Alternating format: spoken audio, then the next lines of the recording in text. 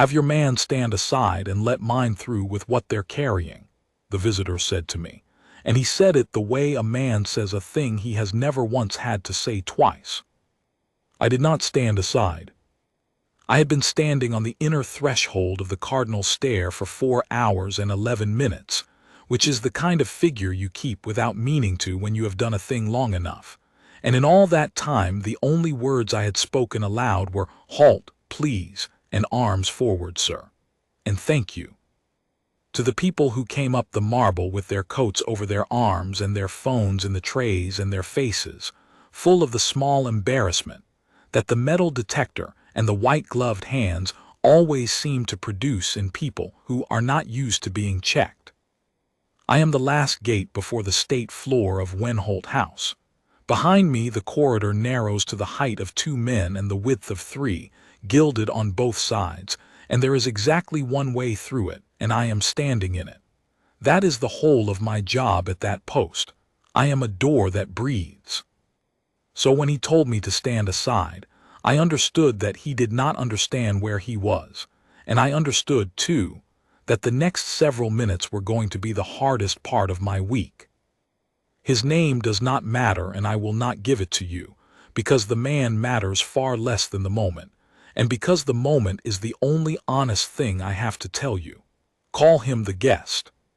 He had come up the stair ahead of a delegation, 6 men in 2 ranks behind him, and he wore the kind of suit that does not wrinkle and the kind of watch that tells the time of 3 cities at once, and he had stopped 1 pace short of the arch where the runner crosses the threshold, which is the line I hold, the line painted nowhere but known to everyone who works that floor.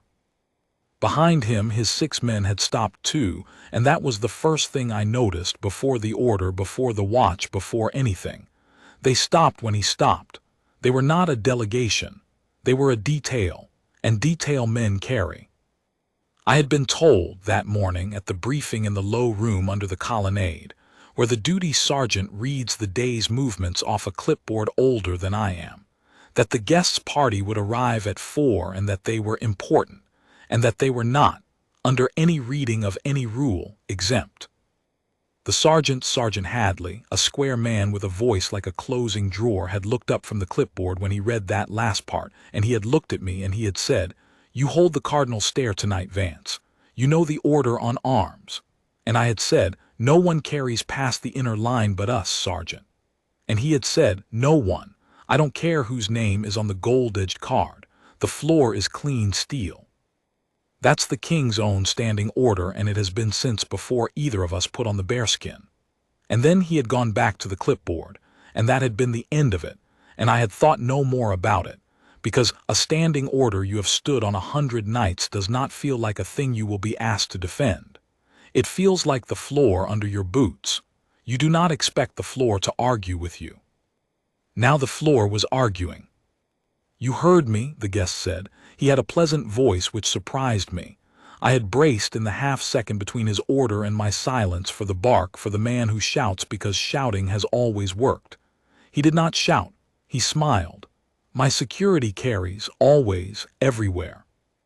It is a condition of my movement, and it has never once been a problem in any house, any embassy, any palace on 3 continents. So, he lifted one hand, a small turning gesture, the gesture of a man rolling a difficulty out of his path. "Have your man stand aside." There was no other man. There was only me, and the trays on the table to my left, and the soft frame of the detector arch I had walked 400 people through that month without incident, and behind all of it the closed doors of the state floor, where, I knew, a reception was 40 minutes from beginning, and where, I knew, men and women I would never meet were going to stand at small tables and drink from thin glasses and never once think about the inner line of the cardinal stair. Because that is the entire point of a man like me. I am the reason they do not have to think about it. "Sir," I said, "everything carried comes off here, including by your detail. It's the standing order of the house. There are no exceptions to it, and I have none to give. I want to tell you exactly what I was feeling because the face I wore told you nothing, and the face is the lie we are trained into. Behind the chin strap and the dressed line of the jaw, I was running the briefing again fast, the way you run a thing you have already decided so that you can be sure you did not decide it wrong. No exceptions. The king's own standing order. The floor is clean steel. I was also, I will admit, afraid not of the guest, but of the size of him, the size of the day he carried behind him like a wake, the certainty in the room that a man this large does not get told no by a man in white gloves. Fear is not the absence of stillness. Fear is the thing stillness is for. You hold so that the fear has nowhere to go. The guest's smile did not move, but something behind it did. He looked at me the way you look at a vending machine that has taken your coin. "You don't know who I am," he said, not unkindly, almost gently, the way you'd correct a child's arithmetic. "It makes no difference, sir," I said. "The order is on the post, not on the person." One of his men behind him shifted his weight. I marked it. I mark everything from that post. It is mostly all I do, hour on hour, a slow inventory of the small movements of strangers, and I had already, without choosing to, built the 6 of them in my mind. The 2 front ones close and heavy professionals, the kind who stand square and breathe slow. The 2 behind them younger, more eyes than shoulders. The last 2 carrying briefcases that did not hang the way briefcases full of paper hang. And every one of them, I was nearly certain, was carrying. Not because they were cruel men or stupid men. Because that was their order, the way the clean steel was mine. And we had each been handed an order by someone we trusted. And now the 2 orders had met in a corridor the width of 3 men, and there was going to have to be a giving. It was not going to be me. "Stand aside," the guest said, "and we will say no more about it." And he took 1 step forward onto the line, so that the toe of his shoe came down on the painted threshold I have never once let cross, and the front 2 of his men came with him, and the corridor that had been wide enough a moment before became, very suddenly, exactly as narrow as it truly was. I brought my rifle from the order to the port across my body, slow, the textbook slow, the slow that is not a threat but a sentence, and I planted my left boot on the line he had just touched with his shoe, and I said the only thing there was to say. "No further, sir, not armed. Not tonight and not on my watch." For a moment nobody moved, and that moment is the one I have replayed more than any other, because it was the moment the whole thing could still have gone either way, and a man in my position learns to feel those moments the way a farmer feels a change in the weather, before there is anything to point to. The guest looked down at my boot on the line.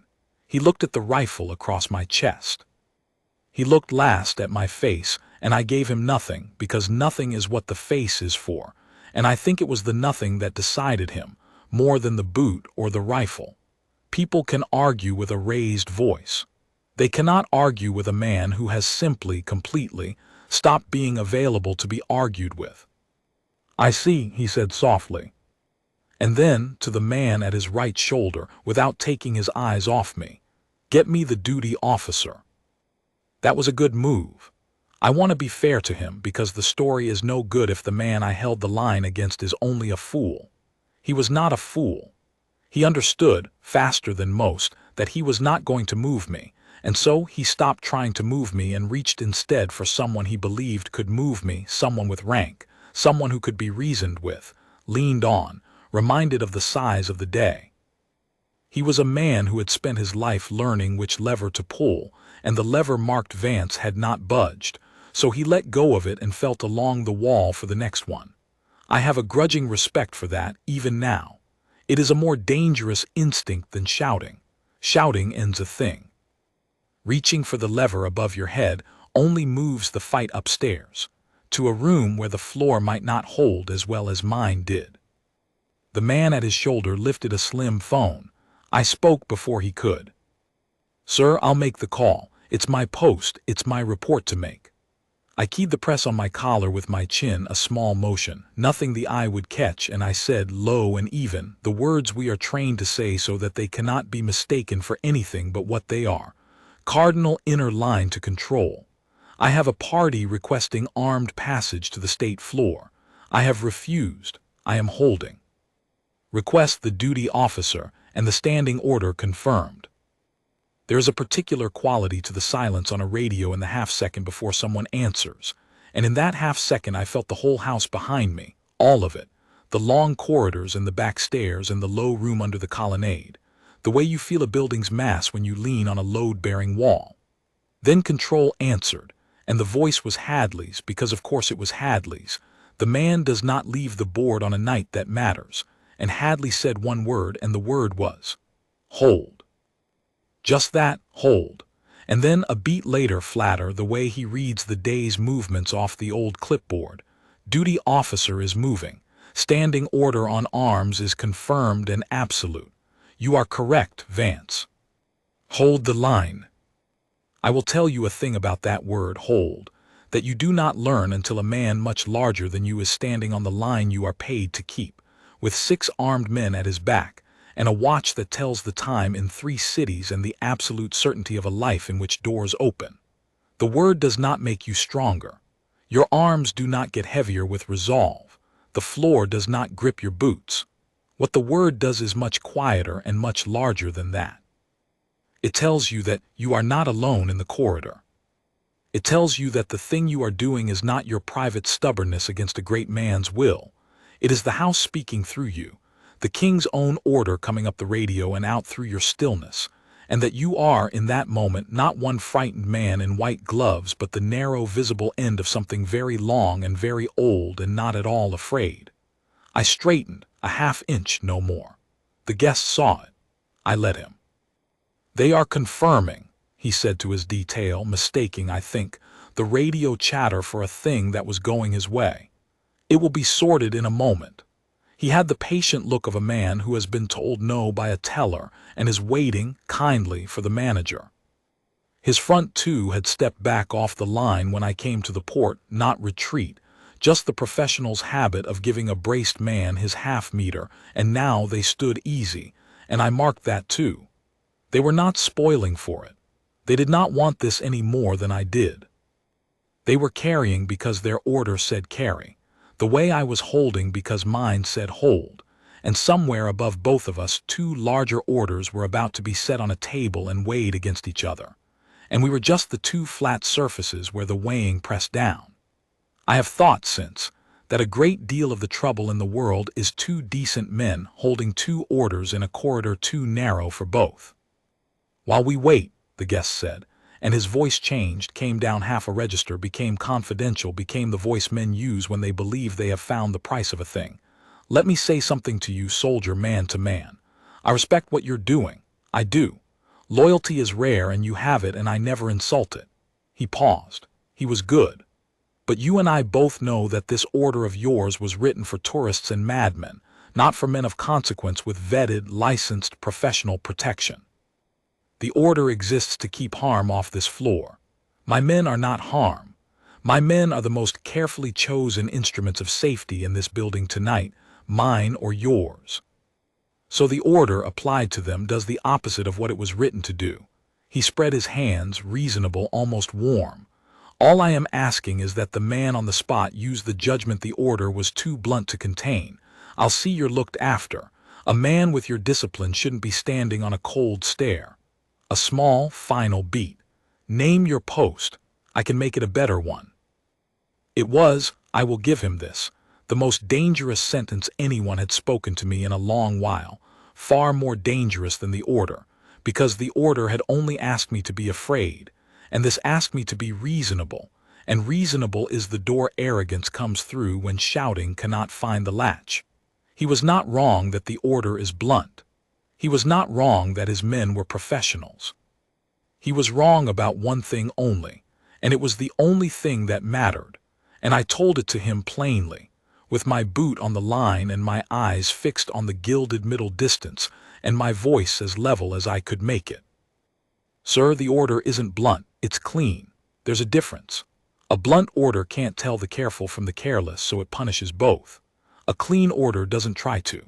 It says one thing, no arms past this line but ours, and it says it to everyone the same every night with no judgment for any man on the spot to get wrong, Because the moment one man on one stair starts weighing whose guns are safe and whose are not, the line isn't a line anymore. It's a negotiation. And you don't put a negotiation between a reception and the people standing in it. You put a wall. I let that sit one breath. I'm the wall, sir. Walls don't take new posts.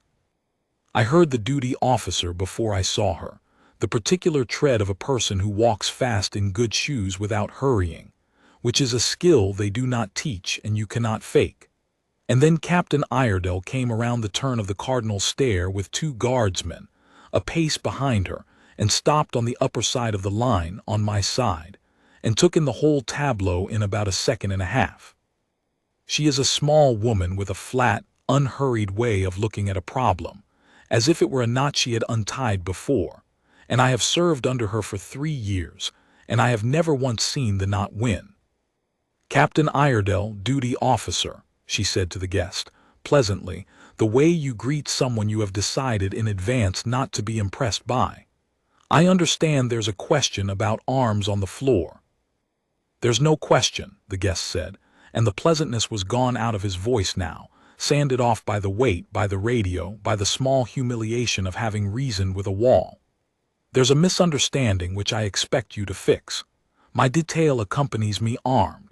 That is non-negotiable. It has been cleared at levels well above a captain and a private on a staircase, and the reception begins in, he glanced at the watch of 3 cities, 31 minutes. I suggest you do the arithmetic on how long you'd like to keep a roomful of important people waiting on a point of etiquette. It was a threat and a clean one, and it was aimed exactly where threats like it are always aimed. Not at me, not even really at Iredell, but at the day. He understood that nobody in that house wanted the evening to fail, that an empty floor and a delayed reception and a furious guest were a kind of failure that lands on everyone above the line, and he was betting. It was a reasonable bet. It has paid out for him 100 times, that the fear of that failure, somewhere up the chain, was larger than the standing order.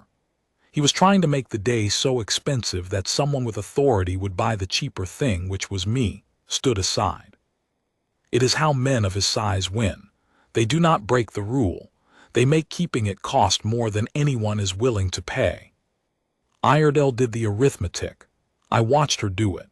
And then she did the thing that I have tried since to be able to do half as well, which is that she declined to be afraid of the price. It's been cleared above a captain, she agreed equably.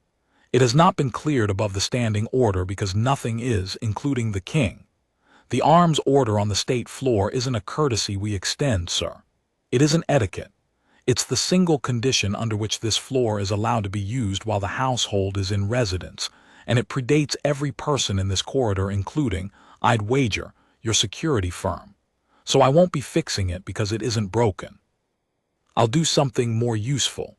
She turned her head a fraction toward the 2 guardsmen who had come up behind her. Run the secure cloakroom protocol. Mr. She let the blank sit, declining his name as smoothly as I had. The gentlemen's detail are welcome on the floor. Their weapons are not. We have a vaulted, attended, individually receipted cloakroom 4 steps to your left, used by every armed protection detail that has ever escorted a principal onto this floor, foreign and domestic, without one exception in living memory. Your men check their arms, they receive a numbered chit, they walk the floor with their principal as his security, and they recover everything, signed and counted on the way out. That is the offer.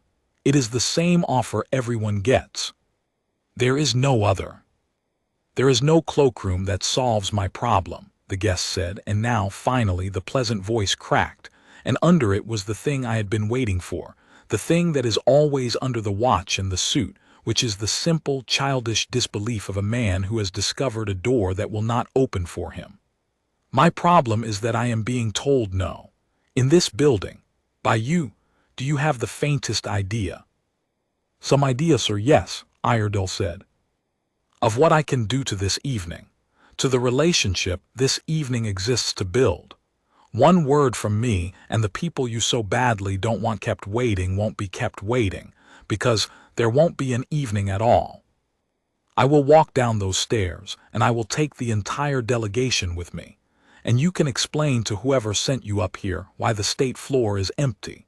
And the wine is warm, and a partnership that took 2 years to arrange died on a staircase over a man's refusal to use his head. And there it was, laid on the table, the largest threat he had.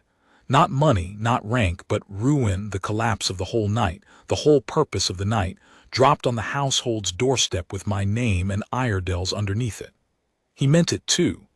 That is the thing about men who have always been able to leave.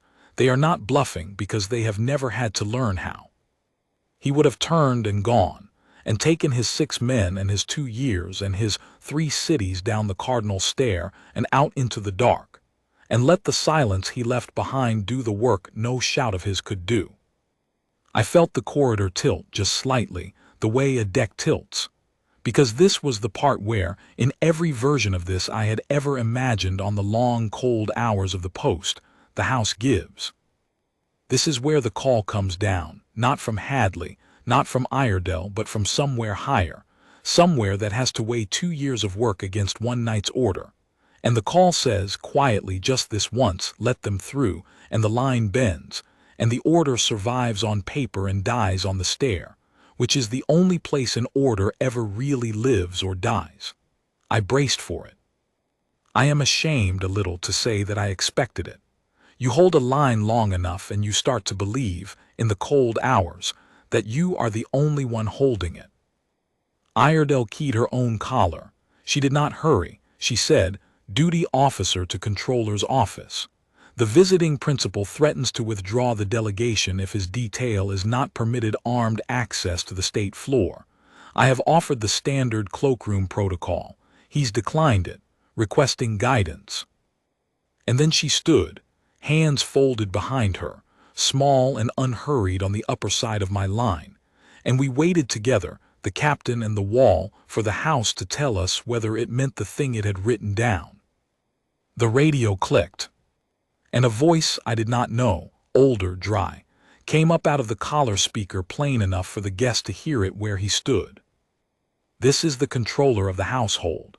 Captain, you'll convey my compliments to the visiting principal and inform him that the arms order on the state floor is the king's own and is not within my power to suspend, nor the duty officers, nor any persons now living.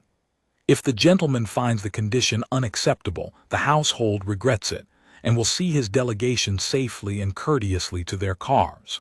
The floor stays clean. Hold your line."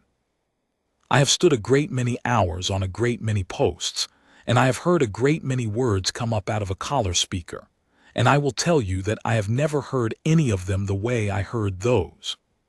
Hold your line. The house had been asked plainly to its face, with 2 years and a partnership and an empty floor laid on the table as the price, and the house had looked at the price and at the line, and it had chosen the line. Not loudly, not with any heat. The controller's voice never rose. He simply named the cost and said the household regrets it and will see them to their cars, which is the most expensive sentence a great house can say to a great guest, and he said it the way you'd decline a second helping.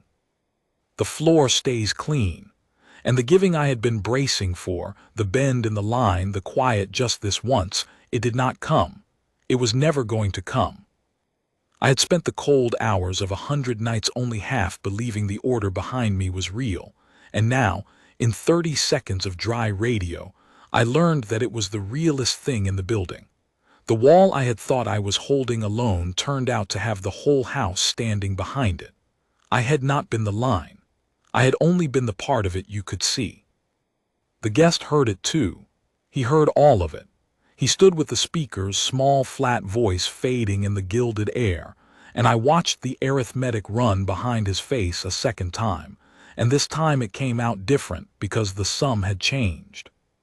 He had built his whole approach on the certainty that the day was worth more to us than the order, and the house had just told him, without raising its voice, that he had the values exactly backward, that the order was the thing the day existed to honor, not the obstacle the day had to get around. There was nothing above Iredale to appeal to that he had not now been refused by. There was no lever left on the wall. He had reached for everyone. the boot and the bark and the price and the ruin, and each had come away in his hand attached to nothing. For a moment I thought he would do it, turn and take them and go, and let the empty floor be his answer. His jaw set. His weight came back onto his heels, the first half of a man turning to leave. And it was then, in that exact moment, that the thing happened which I did not expect and have thought about most since, because it did not come from me, or from Iredell, or from the controller's dry voice. It came from his own side of the line.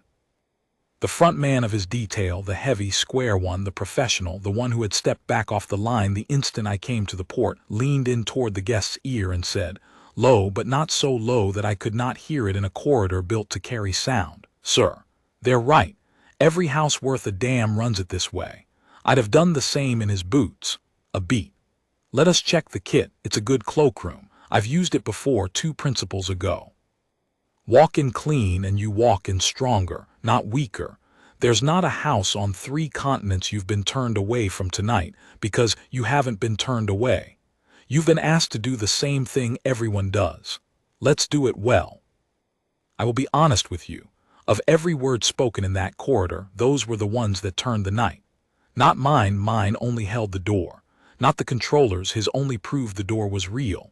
It was the guest's own man, the one paid to keep him safe and to keep him moving, telling him that the safe thing and the strong thing and the right thing were, for once, the same thing, and that it stood 4 steps to his left with a numbered chit.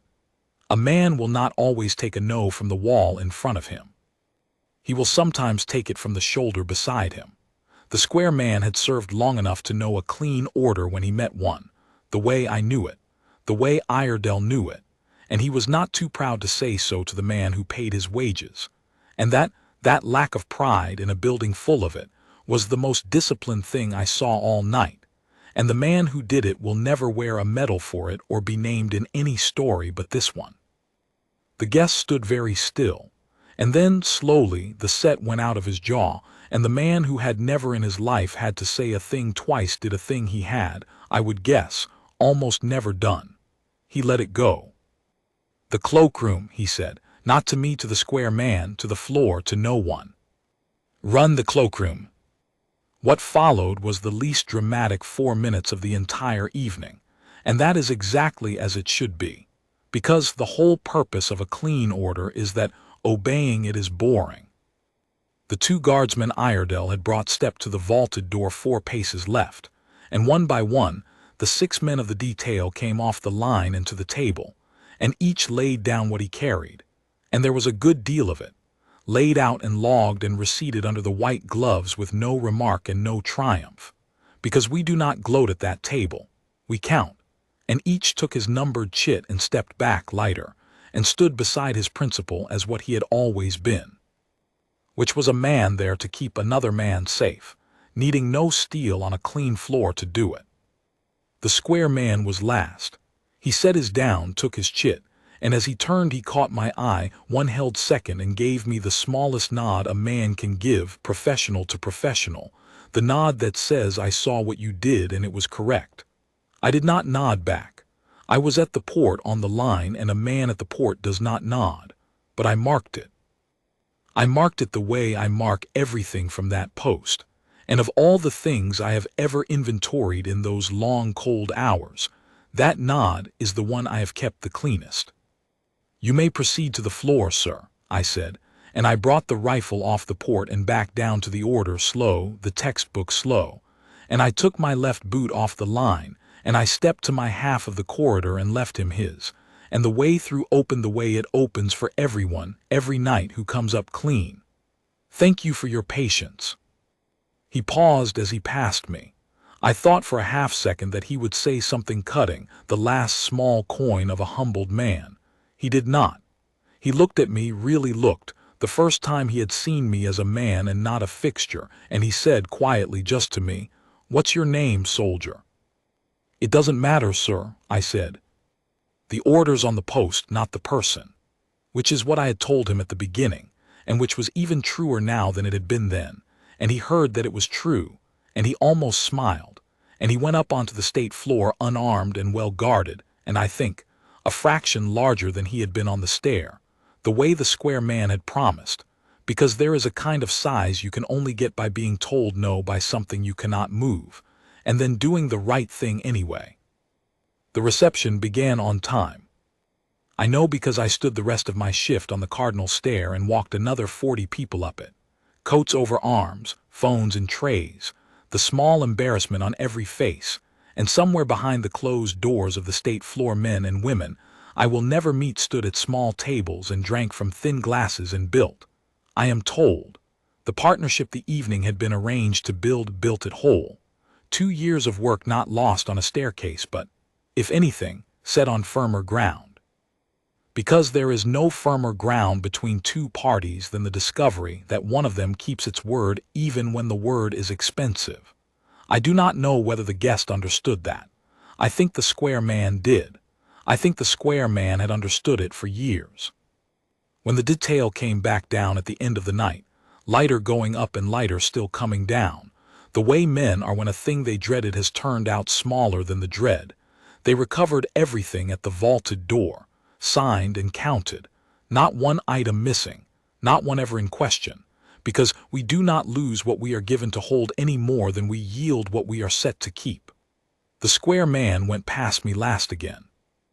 This time I was off the port, the floor was clearing, the order eased, and so this time when he gave me the nod I gave it back. 1 second, professional to professional, we never spoke. I do not know his name, and he does not know mine, and that is, I have come to think, the correct amount for 2 men who held 2 orders well in a narrow corridor to know about each other. Sergeant Hadley found me at the foot of the stair when I came off, near midnight, the bearskin heavy as a second skull and the small of my back a single long ache. He did not ask me what had happened. He had heard all of it on the board, every word, the way he hears everything. He stood square in front of me with his closing drawer voice, and he read me, I suppose, the way he reads the clipboard. You held the inner line against a man who has never been held in his life, he said. And you did it without raising your voice or your weapon past the port, and you gave the captain a clean post to stand on, and you gave the house something true to back. That's the whole job, Vance, that's all of it. There isn't a better night than that one. He paused, and the drawer closed a little softer than usual. The controller asked your name. I gave it to him. I hope you don't mind. I told the gentleman it didn't matter, Sergeant, I said. To the gentleman it didn't, Hadley said. To the house it does, different thing. And he clapped me once on the shoulder, which from Hadley is roughly a parade and a medal, and he sent me to my bunk, and that was the end of it. Except it was not quite the end, because 3 days later the standing order on arms for the state floor was read out again at morning briefing in the low room under the colonnade.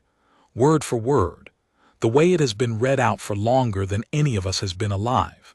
And at the end of it, the sergeant added 1 new line by direction, to be entered in the post orders for the cardinal stair, and the line was this: that no principal's status, rank, immunity, urgency, or threat of withdrawal shall be grounds for armed passage past the inner line, and that any guardsman who holds that line against any such pressure acts with the full authority and the full backing of the household, up to and including the king's own standing order. They did not name me in it. They were right not to. The order is on the post, not the person. But I knew what it was and where it had come from, and I stood there in the low room with the clipboard older than I am being read off the way it is read every morning. And I understood that a line I had held alone in a cold corridor for a few hard minutes had, very quietly, become a line the whole house would now hold a little more surely forever, for the next man who stands where I stood, and the next, and the next. That is the part they do not put on the recruiting posters, and it is the part I would tell a young man if he asked me why I do it. You think, going in, that the post is about the times you act, the times you finally move, the times the stillness breaks. It is not. The post is about the times you do not move, and are right not to, and are backed in it.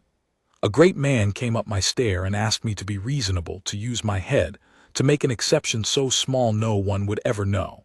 And the whole genius of his asking was that he was not entirely wrong, and the whole work of my answer was to hold a clean line anyway, because the moment a clean line takes its first exception, it is no longer a line. It is the memory of one. I held it. The house held it with me. The guest walked his floor unarmed and well kept, and went out into the dark a little larger than he came in, and the steel stayed off the marble where men and women drank from thin glasses and never once knew there had been a question. I went back to the Cardinal Stair the next night and the next, and I stand it still. 4 hours and 11 minutes is the figure I keep without meaning to. Behind that unmoving face you would learn nothing, and that is the lie I am trained into and have made my peace with, because the truth behind it is simple, and it does not need a face to carry it. There are guns enough in the world, and gates enough, and great men enough who have never been told no. But there is exactly one inner line on the Cardinal Stair, and one order on it, clean and old and meant for everyone the same. No arms pass that gate but ours, and as long as they set me to stand in it, I am the door that breathes, and I do not stand aside, and I am not, it turns out, holding it alone.